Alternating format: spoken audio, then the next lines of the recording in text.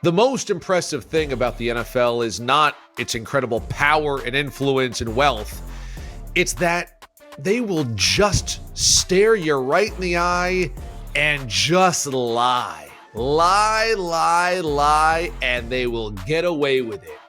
That's the most impressive part about this National Football League. More on this in just a moment, but just a reminder to subscribe to this channel. Remember that if you click on this button below me, you can get automatic notifications when there's a brand new video. Also, you'll know when we go live on Sunday nights for Watch DA Live. So click that button below me. Be one with the channel. When we learned that the NFL is going to open up its season with Thursday and then a Friday night in Brazil, oh boy, that just says everything, doesn't it? Because the NFL is willing to stomp all over high school football for the first time in like forever, just to make sure it has its product in front of your eyeballs. Kids and coaches be damned. Okay, but now we also get the National Football League delivering Christmas joy with two games on a Wednesday of Christmas. That's right, even though Christmas falls smack dab in the middle of the work week, there will be hump day football, because even though it's a Wednesday, the NFL just can't help itself. You might say, well, DA, it's capitalism. They're going to do what they're going to do. If people will watch, and of course we will, what right do we have to tell them not to do it? We don't.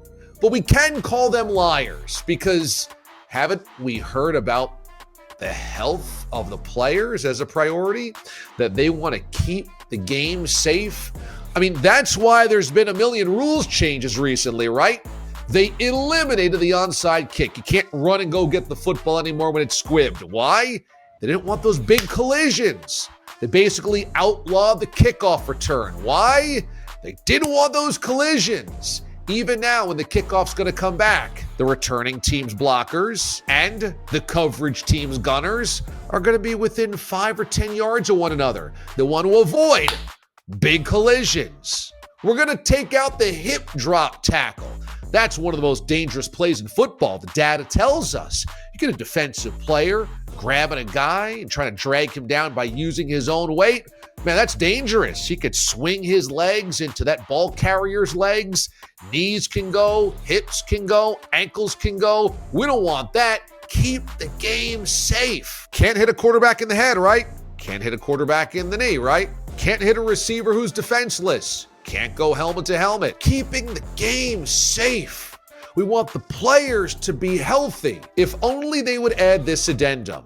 We want to keep the players safe so that they can play more games at more unnatural intervals. In the same generation of rules changes and tweaks to the game that gave us shorter training camps, no two-a-days, less preseason games, and starters not even playing in preseason games, the NFL also handed off a 17-game schedule.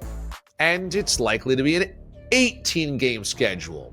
And we'll play games in different time zones, like Germany, and more in the UK, and now in Brazil. And we can't be surprised when one day there's games in Australia or Japan. This is where they want to ooze out into. We want every part of the globe to be dripping with football, like the Sherwin-Williams logo. That's just an entire globe dripping with football, like we squeezed out a Heinz bottle on it.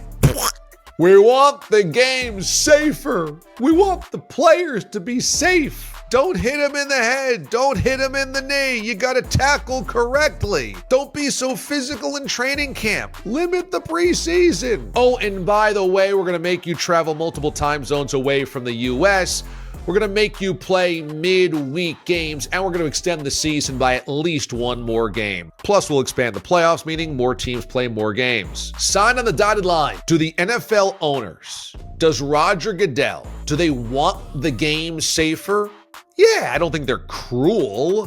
Would they prefer their players to be healthier longer and not deal with CTE or be resigned to wheelchairs and deal with loved ones watching them shrivel into a prune as they get older?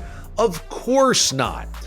But there is a capitalism trade-off in all of this.